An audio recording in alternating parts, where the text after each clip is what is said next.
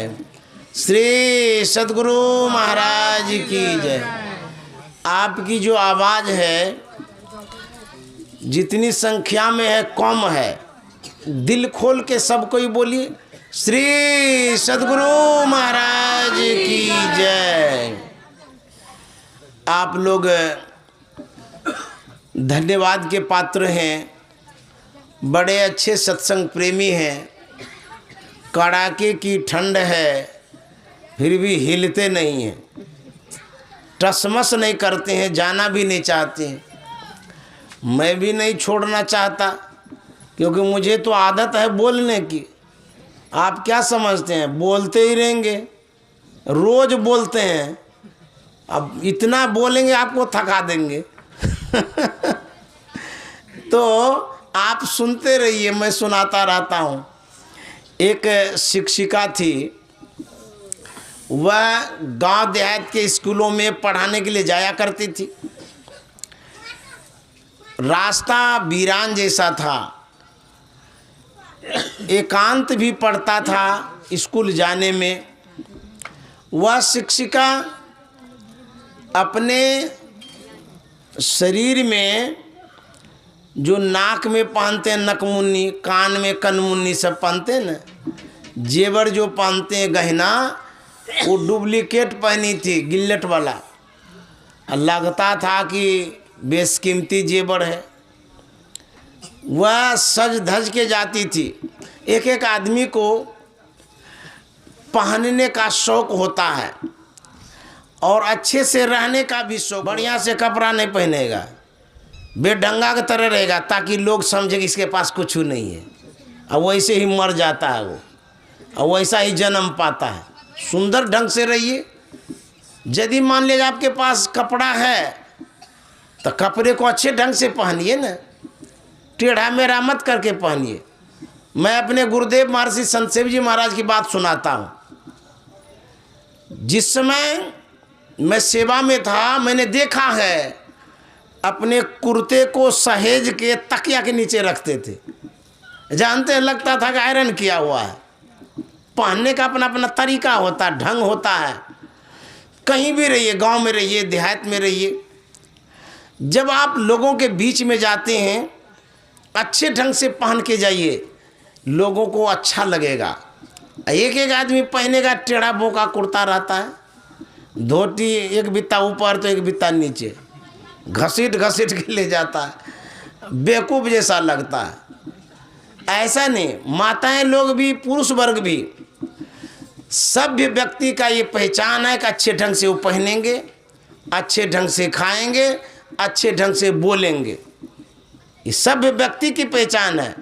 और एक एक आदमी ऐसा होता है असभ्य विचार वाला, सब चीज़ है उसके पास, कोई कमी नहीं है, फिर भी अच्छा से नहीं पहनेगा, अच्छा से नहीं खाएगा, जैसे तैसे जीवन बिताएगा। वो शिक्षिका जो थी अच्छे ढंग से रहती थी, तो वो एक दिन जा रही थी पढ़ाने के लिए।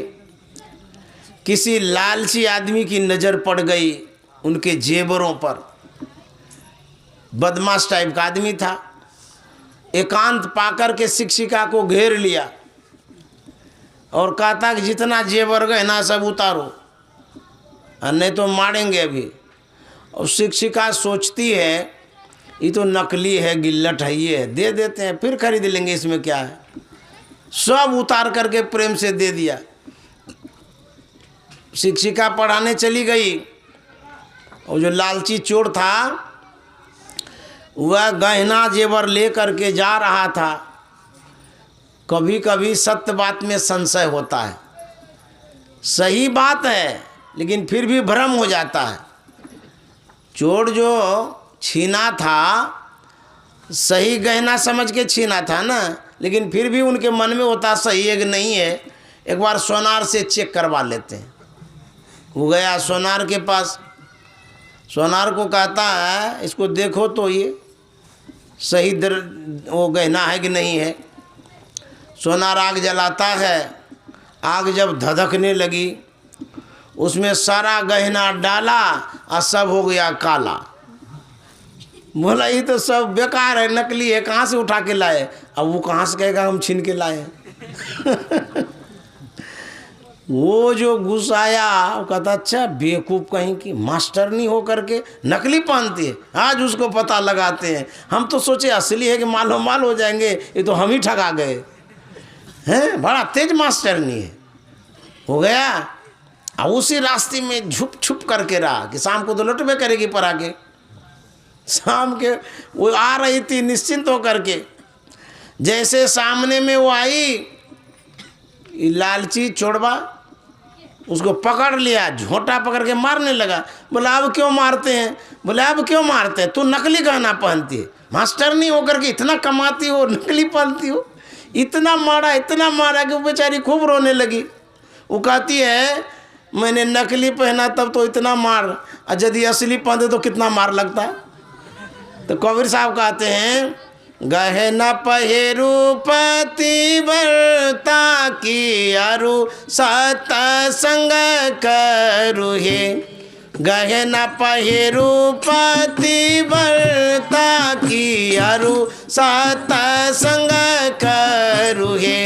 सखिया हे यो हो गहना जितो संग साथ की गहना अमर होई तो हे। सखिया हे यो हो गहना जितो संग साथ की गहना अमर होई तो हे। चेतो मानुष तन पाई के गुरु के भजन करू हे। सखिया हे फेरू ना मिलत ऐसन देहिया की तन दान छुटी जई तो हे। सखिया हे फेरू ना मिलत ऐसन देहिया की तन दान छुटी जई तो हे। चेतो मानुष तन पाई के गुरु के भजन करू हे। सखिया हे फेरू ना मिलत ऐसन देहिया की तन दान छुटी जई। संत महात्मा कहते हैं तन भी छूटेगा और धन भी छूटेगा, तन धन सब छूट जाएगा।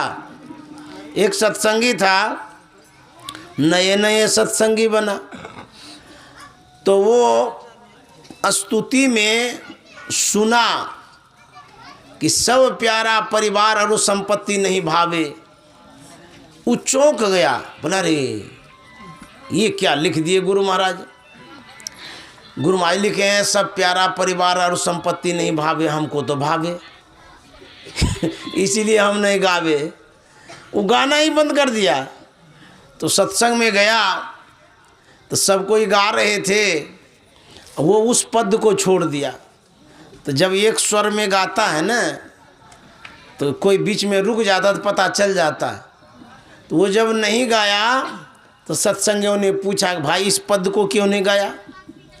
बोले आप लोग नहीं सुने हैं, इसमें क्या लिखे हैं गुरु महाराज? बोले क्या लिखे हैं? सब प्यारा परिवार और संपत्ति नहीं भावे, स्तुति है। तो बोले नहीं हमको तो भावे, इसीलिए हम नहीं गावे। नहीं हमको तो अच्छा लगता है, प्यारा परिवार भी अच्छा लगता है और संपत्तियों अच्छा लगता है। किसको अच्छा नहीं लगता है? संपत्ति के लिए तो लोग प्रार्थना भी करते रहते हैं, और बेटा के लिए प्रार्थना, हमको एक बेटा हो जाए। जिसको नहीं है उसको पूछिए तो कहते हैं हमको सब प्यारा परिवारों अच्छा लगता है, संपत्तियों अच्छा लगता है, इसीलिए हम नहीं गाते हैं। तो वही कहते हैं कि जो समझता नहीं है, बूझता नहीं है, तो वो इस तरह से ही करता है।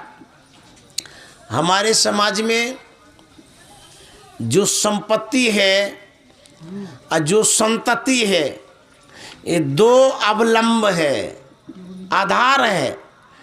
संपत्ति के बिना ये जो जीवन है ना अधूरा जैसा लगता है, और संतति के बिना भी जीवन फीका जैसा लगता है। जैसे मान लीजिए जिसको बेटा नहीं है, मैं तो बहुत जगह जाता हूँ ना सत्संग करने के लिए, और सबके घर का हाल जानता हूँ। जहाँ जा जाता हूँ सब कोई बताते रहता अपना हाल। कोई कहता कि बाबा बेटा नहीं है, आशीर्वाद दे दीजिए, हो जाए तो अच्छा रहेगा। हमारे पास सब कुछ है, देखिए कितना सुंदर घर है, करोड़ों का घर है, बहुत संपत्ति है, लेकिन एगो बेटा नहीं है। बड़ा अफसोस होता है, कैसे आगे का राजपाट चलेगा। तो संतति और संपत्ति दोनों अवलंब है संसार के लोगों के लिए। जरूरी भी है, लेकिन कितना जरूरी है, जितना से आपका काम चल जाए। अनावश्यक मत संग्रह करिए, चाहे वो संपत्ति हो कि संतति हो। आजकल सरकार यह कहती है कि जनसंख्या में नियंत्रण होना चाहिए। यदि नियंत्रण नहीं होगा तो व्यवस्था हो जाएगी। तो हम दो हमारे दो, दो ही काफ़ी है, विशेष जनसंख्या बढ़ाने की जरूरत नहीं है। तो संतति जरूरी है, पुत्र जरूरी है, पुत्री भी जरूरी है। यहाँ तक संतों ने कहा प्रथम सुख निरोगी काया। संसार में यदि सुख पाना चाहते हैं और सुख भोग करना चाहते हैं तो स्वास्थ्य बढ़िया बना के रखिए। प्रथम सुख निरोगी काया और दोसर सुख हाथ रे माया। माया माने पैसा। यदि आपका स्वास्थ्य बढ़िया है तब तो आप हलवा पूड़ी रसगुल्ला टिकड़ी गुलजामुन ड्राई फ्रूट्स विविध फल फूल खा सकते हैं। और यदि स्वास्थ्य गड़बड़ है तो कुछ नहीं खा सकते हैं। स्वास्थ्य बढ़िया बना के रखना जरूरी है। ठंडी का मौसम है, गर्म जल का उपयोग करिए, स्वास्थ्य के लिए बढ़िया है। प्रातः काल उठते हैं उस समय गर्म जल 1-2 गिलास पी लीजिए, पेट साफ रहेगा, धुलाई हो जाएगी पेट की। उसके बाद ऐसा भोजन करिए जो पच भी जाए। अखाद्य पदार्थ मत खाया करिए, गंदा पदार्थ। तो यदि स्वास्थ्य आपका ठीक रहेगा तब तो आप भजन कर सकते हैं। स्वास्थ्य ही खराब रहेगा तो क्या भजन करिएगा। माथा में दर्द रहेगा भजन नहीं होगा, आँख में दर्द रहेगा तो भजन नहीं होगा, पेट में दर्द होगा तो भजन नहीं होगा। कैसे आप भजन कर सकते हैं। इसीलिए प्रथम सुख भौतिक सुख के लिए कहा गया है निरोगी काया, काया मन शरीर, और दोसर सुख हाथ रे माया। संपत्ति बहुत जरूरी है। जब पैसा रहता है ना पूछता है, जब पैसा नहीं रहेगा कोई नहीं पूछेगा। पैसा आपके पास है 17 गो आदमी आगे पीछे करेगा, घेर लेगा आपको, बाबू बाबू कहेगा, सलाम ठोकेगा, प्रणाम भी करेगा, जो कहिएगा वही मानने के लिए तैयार है। फलाना बाबू आपके लिए तो हम जान दे देंगे। और जब उसी बाबू के पास से पैसा घिसक जाता है वो जान क्या देगा, कुछ नहीं देगा। ऐसा सब दुनिया में लोग होता है। तो जब लग पैसा गांठ यार संगे संग डोले, अब पैसा रहे न गांठ यार मुखते नहीं बोले। ये मित्रता ऐसी होती है कि पैसे वाली मित्रता। पैसा जब है आगे पीछे करेगा, जब पैसा नहीं है तो पूछबो नहीं करेगा। तो पैसा रखना भी जरूरी है। एक बूढ़ा था, बड़ा धनवान था, जगह जमीन बहुत थी, 3 लड़का था, 3 बहू, पोता पोती ढेर। बूढ़ा बीमार हो गया। बीमार होने के कारण उसके मन में होता है पता नहीं अब मरेंगे तब मरेंगे। ये जो संपत्ति है तीनों बेटा को बांट देते हैं, क्योंकि बाद में ये लोग विवाद करेगा, झगड़ा करेगा।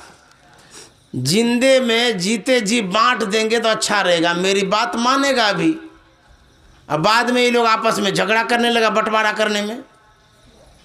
तो तीनों बेटा को बुलाया, बोला कि बेटा मैंने जो अर्जित किया, संपत्ति जमा किया, जमीन जायदाद धन रुपया पैसा जो कुछ भी है मेरे पास, मैं चाहता हूँ कि तुम तीनों को दे दूँ, क्योंकि अब मैं क्या करूँगा रख करके, बूढ़ा हो गया हूँ, बीमार भी हो गया, मर जाऊँगा तो।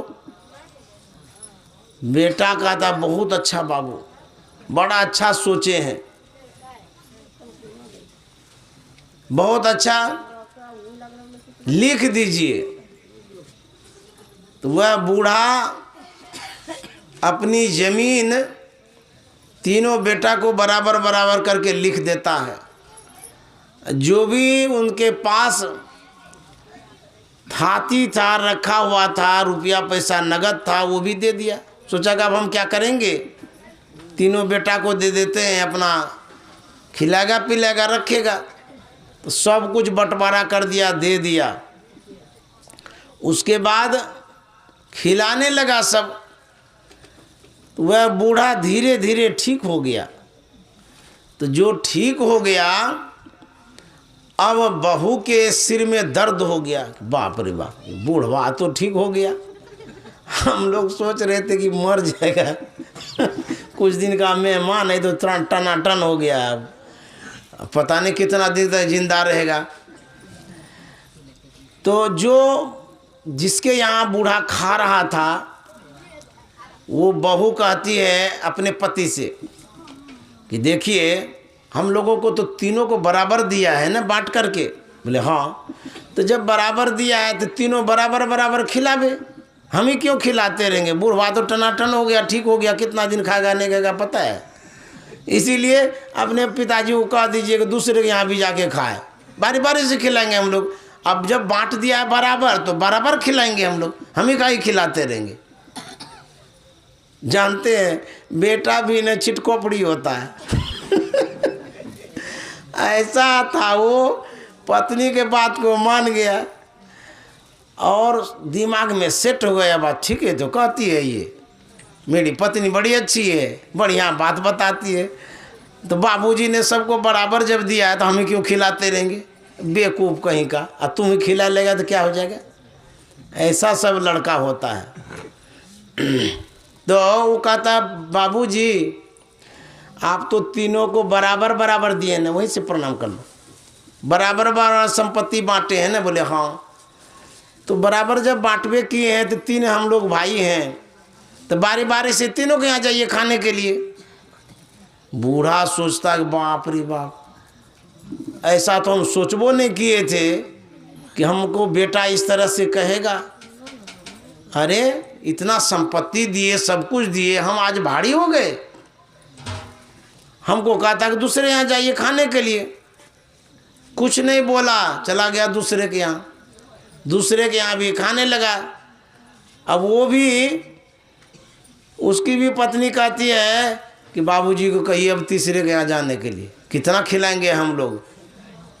तो बेटा कहता कि पिताजी आप तो सबको बराबर बराबर बांट दिए हैं संपत्ति, तो आप तीसरे के यहाँ भी खाइए, बारी बारी से हम लोग खिलाएंगे।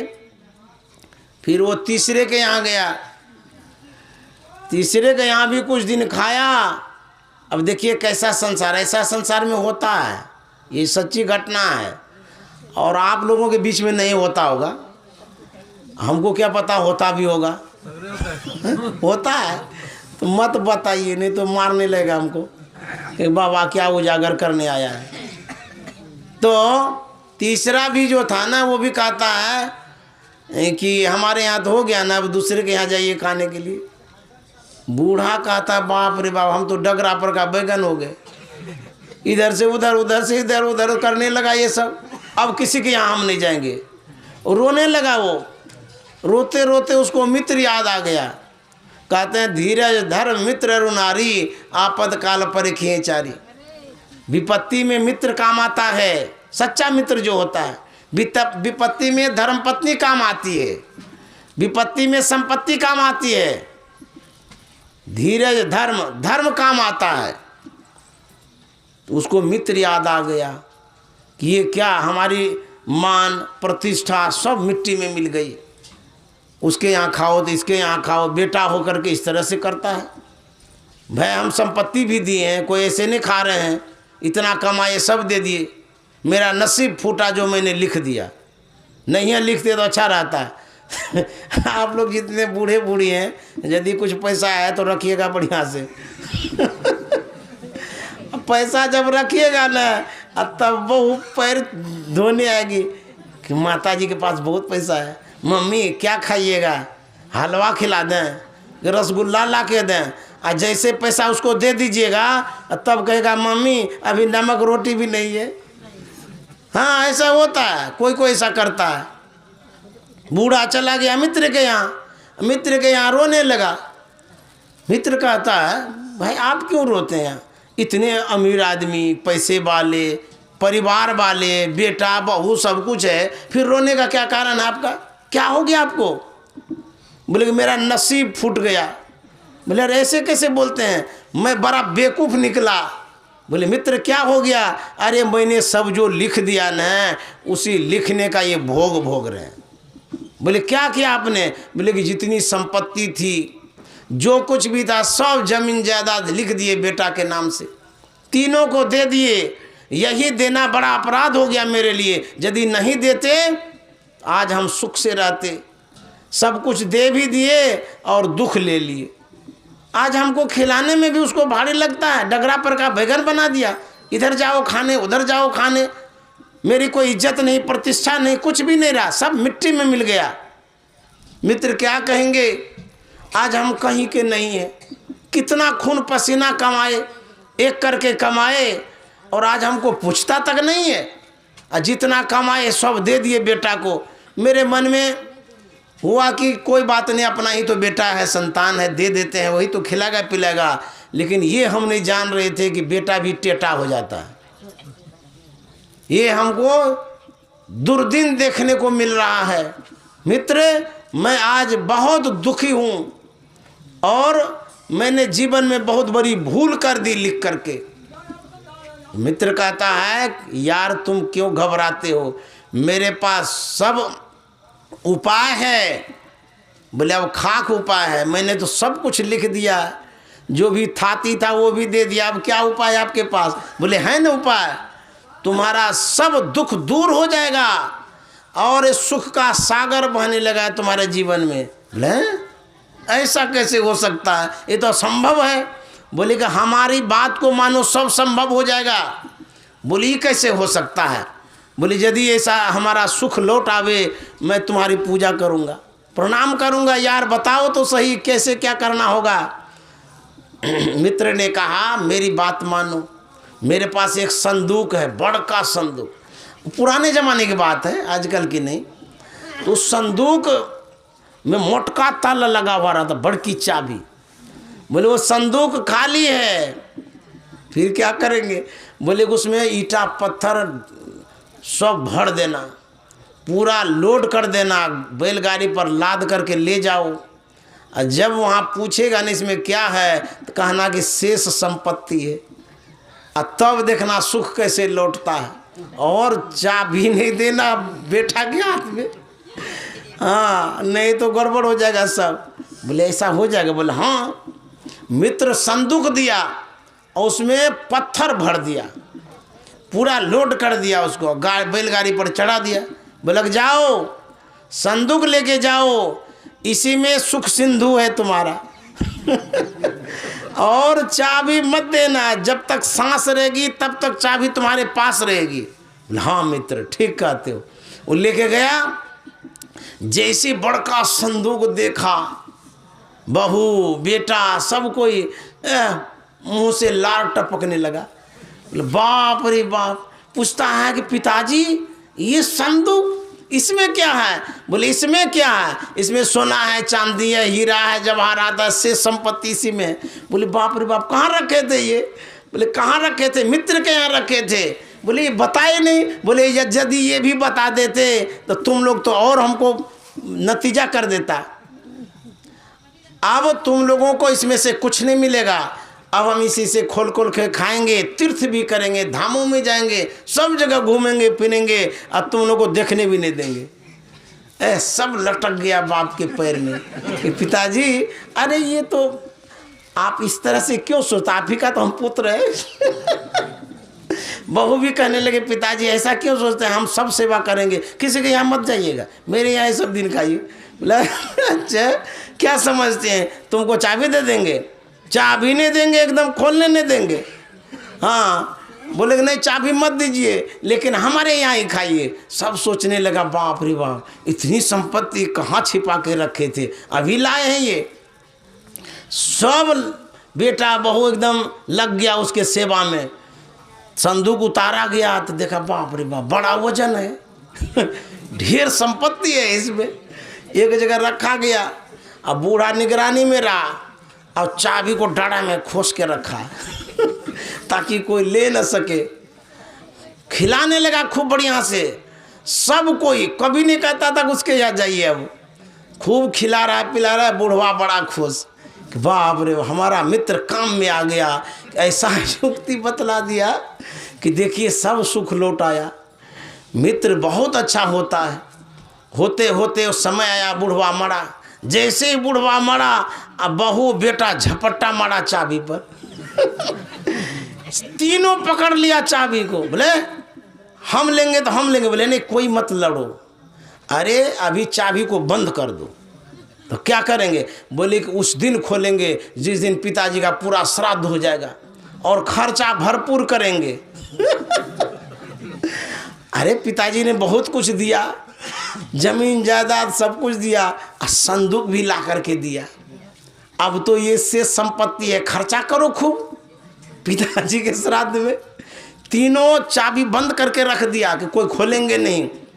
पूरा गांव समाज में आमंत्रित कर दिया भंडारा के लिए, बाल बच्चा सहित सब कोई आइए। 1 दिन 2 दिन 3 दिन खूब भंडारा चला।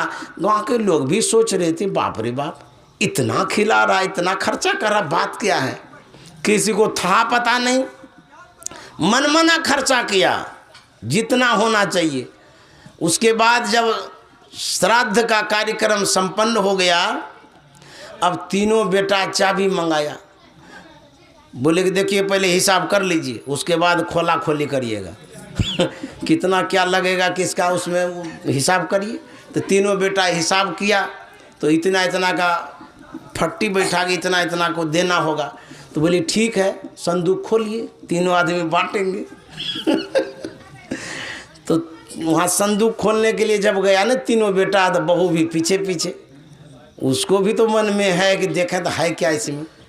तो मोटका ताला था, चाबी घुसाया, उसको खोला। जैसे पल्ला उठाता है संदूक का, तीनों झांक दिया उसमें मुंडी दिया कि देखे कौन हीरा है, सोना है, चांदी है। जैसे ही झांकता है तो खाली पत्थर दिखाई दिया बोले पत्थर है खाली है क्या बोले राम राम, बुढ़वा ठग लिया ये तो खाली पत्थर है। बोले बाप रे खाली पत्थर है? बोले हाँ देखो बढ़िया से देखता खाली पत्थर है। तीनों बेटा पत्थर उठा के सिर पर पटक लिया, मर करके खत्म हो गया। यह धन धाम कुटुंब कबीला सब स्वार्थ के चेहरे। यह धन धाम कुटुंब कबीला सब स्वार्थ के चेहरे। अपने अपने सुख के साथी, अपने अपने सुख के साथी। हिरन को सुख तेरे, जाग जाग मन मेरे। क्या सोवत गफलत के मारे, जाग जाग मन मेरे। क्या सोवत मारे, जाग जाग मन मेरे। अंत काल संगी नहीं को, संग न चल को तेरे। अंत काल संगी नहीं को, संग न चल को तेरे। क्या सोवत गफलत के मारे, जाग जाग। गुरु महाराज कहते हैं अरे मन तुम क्यों सोए हुए हो, जगो उठो। यदि मन अभी नहीं जगेगा तो फिर कब जगाइएगा? भूले मन को समझा लीजिए, कहाँ सत्संग के बीच में आए के जी, अब की बेर नहीं चूकना 84 में जाए के जी।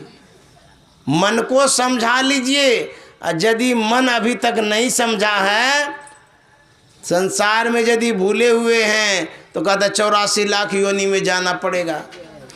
डॉक्टर लोग समझाता है कि शराब मत पीजिए, जवान आदमी कुछ बुझता है, रगड़ देता है, नाक तक शराब पी लेता है। नाक तक तो नहीं पिएगा, निकल जाएगा नाक से, मुँह से निकल जाएगा मतलब कहने का है खूब पीता है। जब लीवर खराब होता है ना, किडनी जब खराब होता है तब पता चलता, समझ गए। तो उसी तरह से अभी समझा रहे हैं भजन करिए, अभी तो एकदम उड़ेल देते हैं।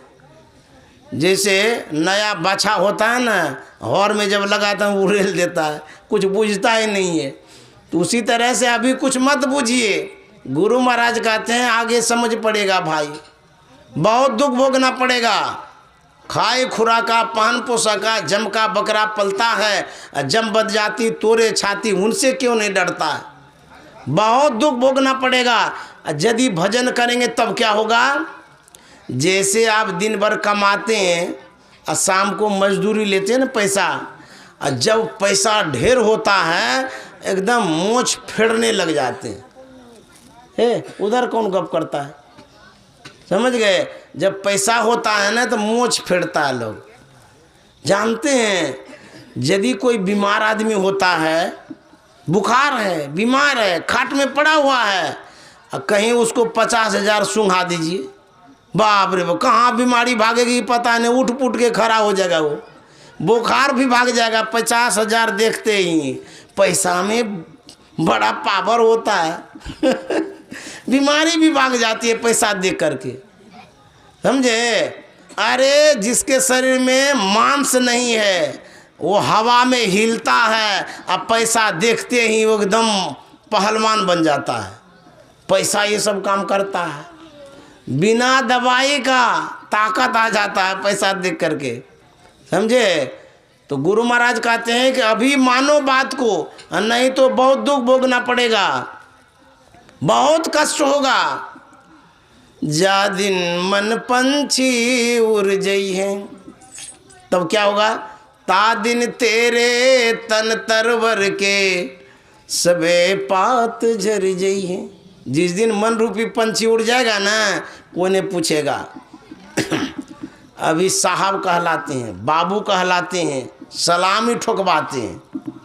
और जैसे सांस निकल जाएगी ना, वही जो सलाम देता है ना, वही कहेगा घर के कहत सवेरे काढ़ो, भूत हो ये घर खइए।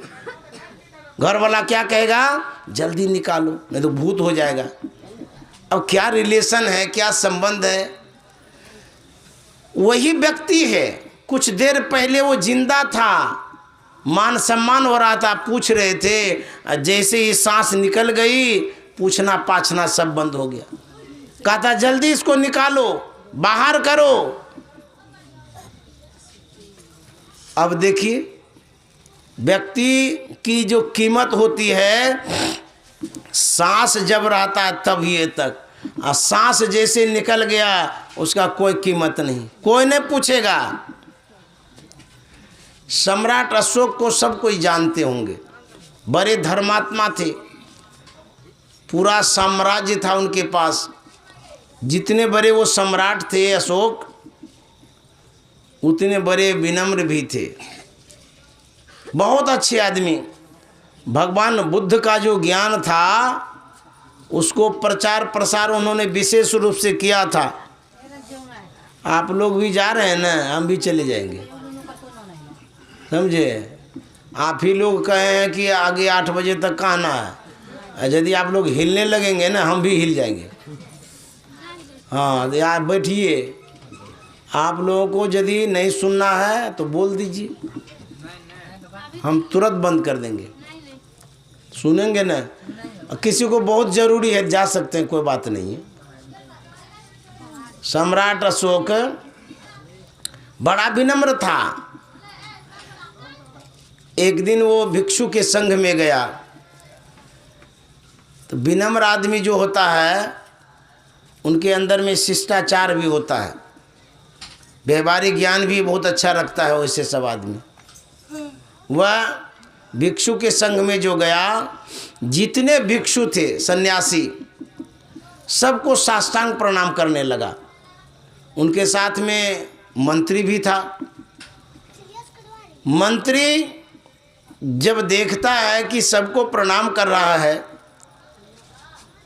तो सम्राट अशोक से कहता है कि महाराज, आप इतने बड़े सम्राट हैं, इतने बड़े व्यक्ति हैं, आपके ही साम्राज्य में लोग रहता है, आपके व्यवस्था पर ये सब साधु महात्मा पलता है, और आपका अपना एक इज्जत है, प्रतिष्ठा है, वेट है, आप सम्राट हैं, सर्वसाधारण साधु के चरणों में आप झुक जाते हैं, सिर झुका लेते हैं, ये ठीक नहीं है। जो बड़े आदमी होते हैं, बड़े मतलब ये नहीं कि 6 हाथ का आदमी, बड़े मतलब कहने का जो ज्ञानी है उसको बड़ा आदमी कहते हैं, और हम लोग समाज में उसको बड़ा कहते हैं जिसके पास बहुत धन है। लेकिन नहीं, जिसके पास बहुत ज्ञान है वो बड़ा आदमी है। तो जो बड़े आदमी होते हैं चट से जवाब नहीं देते हैं, सोच के समझ के संभल के जवाब देते हैं। सम्राट अशोक घर आ गया, कुछ दिन बातें बीत गई। एक दिन वो मंत्री को बुलाता है, करीब में बुला करके मंत्री से कहता है कि मंत्री जी, मेरा आदेश है, मेरी आज्ञा है, आप श्मशान घाट जाएं। श्मशान घाट में जितने नर कंकाल हैं, जितना नरमुंड है, मानव की हड्डियों को एकत्रित करिए, और श्मशान घाट में जो जानवरों की हड्डियां उसको भी एकत्रित कर लीजिए। 2 दुकान लगा दीजिए, जो लागत खर्च है बोर्ड में लिख दीजिए, अब बेचिए और हिसाब हमको दीजिए। मंत्री को जब सुनाया गया, बोला बाप रे बाप, कहाँ से राहु केतु आ गया, कहाँ तो हम सम्राट के संग में रहने वाले आदमी, और कहाँ वहाँ श्मशान घाट में जाना पड़ेगा। सब दिन हो तो न एक समान, लिख लीजिए डायरी में, जिस स्थिति में आप अभी हैं ऐसी स्थिति नहीं रहेगी। कोई राजा है तो रंक बनेगा, रंक है तो राजा बन जाएगा।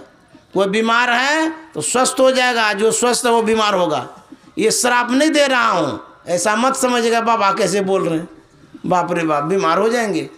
आप नहीं होंगे, समय कराता है ऐसा, समय बदलता है, परिवर्तन होता है। आप बच्चे थे, बूढ़े हुए कि नहीं हुए, तो बदला ना समय। आपके पास पहले बहुत अभाव था, लेकिन अभी तक में जरूर आपके पास अच्छी व्यवस्था हो गई होगी खाने पीने रहने की। पहले फूस की झोपड़ी थी, मिट्टी का घर था, मकान बना लिए, परिवर्तन हुआ ना। तो मंत्री के जीवन में परिवर्तन आ गया। अब उसको श्मशान घाट जाना पड़ा, कुछ लेबर को ले लिया, वो गया वहाँ, नर कंकाल जमा करने लगा और जानवरों की हड्डियों को भी एकत्रित करने लगा। 2 ढेर लगा दिया, जो लागत खर्च था बोर्ड में लिख दिया, इस हिसाब से ये नर कंकाल मिलता है, जानवरों की हड्डी मिलती है। होते होते जानवर की जितनी हड्डियां थी वो बिक गई।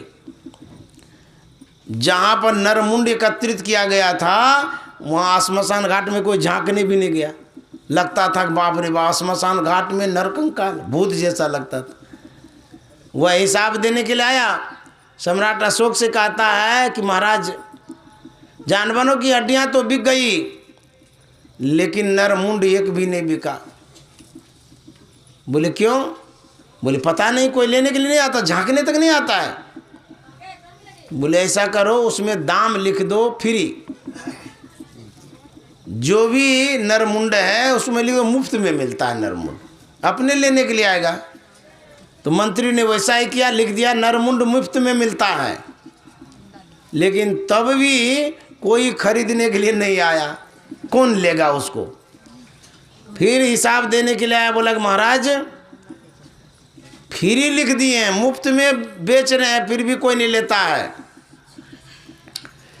सम्राट अशोक ने कहा, मंत्री जी जरा सोचिए, जिस सिर का, मुंड का 1 पैसा कीमत नहीं कोई दे रहा है, 1 नया नहीं, फ्री में बेच रहे तब भी नहीं ले रहा, जिस सिर का 1 पैसा कीमत नहीं दे रहा है लोग, यदि यह सर संत के चरणों में झुक गया तो क्या बुरा हो गया। मंत्री जी चरणों में गिर गए, बोले कि महाराज हमसे बहुत बड़ी गलती हो गई, मैंने जो उस दिन कहा था उसी की सज़ा हमको मिली। तो यह जो सिर है, जब तक सांस है तब तक तो इसका पूछ पाछ है, और सांस निकलते ही इस सिर पर कुत्ता पेशाब करेगा, कौवा नोच नोच के खाएगा। तो जब तक आपके जीवन में सांस चल रही है, कहता सांस सांस में नाम सुमर ले, अवधि घटे तन की, जगत में खबर नहीं पल की। जो सांस बचा हुआ है भगवान का नाम ले लीजिए, और यह जो नाम है ये भी एक संपत्ति है। राम नाम के हीरे मोती संत लुटावे गली गली, ले लो रे कोई राम का प्यारा, आवाज लगाए गली गली। राम नाम के हीरे मोती, राम नाम के संत लुटाए गली गली, ले लो रे कोई राम का प्यारा, आवाज लगाए गली गली। ले लो रे कोई राम का प्यारा, आवाज लगाए गली गली। ये नाम जो है ना, ये भी एक संपत्ति है। ऐसा नहीं समझना चाहिए कि नाम लेने से क्या होगा, आपके साथ यही नाम जाएगा। ये संस्कार है, जो नाम लेंगे ये संस्कार है, ये साथ जाएगा, संपत्ति साथ में नहीं जाएगी। इसीलिए इस नाम को लेना चाहिए। जो जितना नाम लेते हैं भगवान का, उसके पास उतनी पूंजी होती है। कौन सी पूंजी? परलोक की पूंजी, मरने के बाद की पूंजी है। ये मदद करेगा, हेल्प करेगा, सहयोग करेगा। इसीलिए इसको लेना चाहिए। खाली खाने सोने में मत लगे रहिए, सुबह सुबह उठिए, नाम भी लीजिए। ये हीरा मोती के समान है। राम नाम के हीरे मोती, राम नाम के संत लुटाए गली गली, ले लो रे कोई राम का प्यारा, आवाज लगाए गली गली। ले लो रे कोई राम का प्यारा, आवाज लगाए गली गली। माया के दीवानों सुन लो, एक दिन ऐसा आएगा। माया के दीवानों सुन लो, एक दिन ऐसा क्या होगा? धन दौलत रुमाल खजाना धरा परा रह जाएगा। धन दौलत रुमाल खजाना धरा यही रह जाएगा।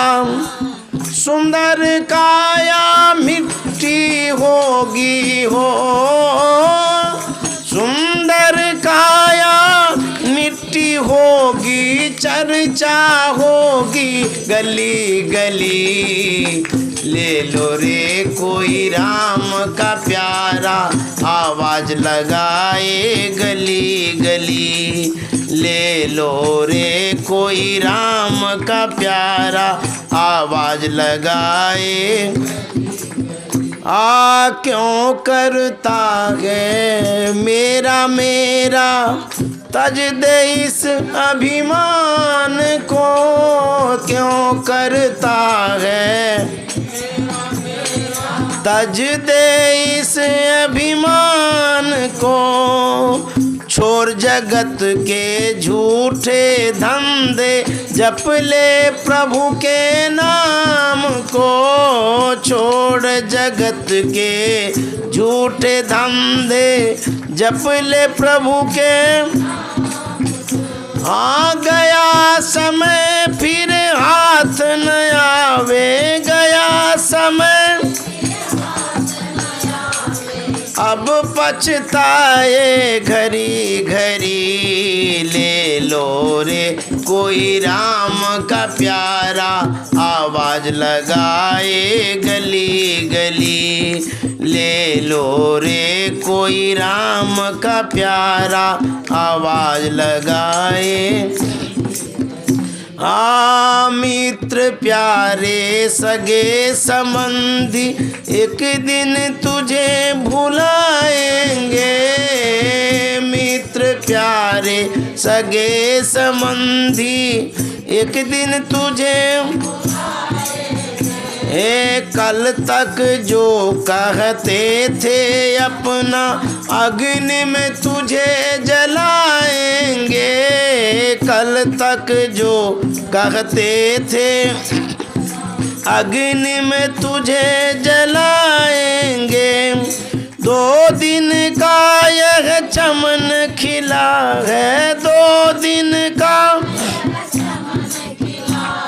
फिर मुरझाए गली गली। ले लो रे कोई राम का प्यारा, आवाज लगाए गली गली। ले लो रे कोई राम का प्यारा, आवाज लगाए। जिसको अपना अपना कह कर तुम इतना इतराते हो, जिसको अपना तुम इतना इतराते हो।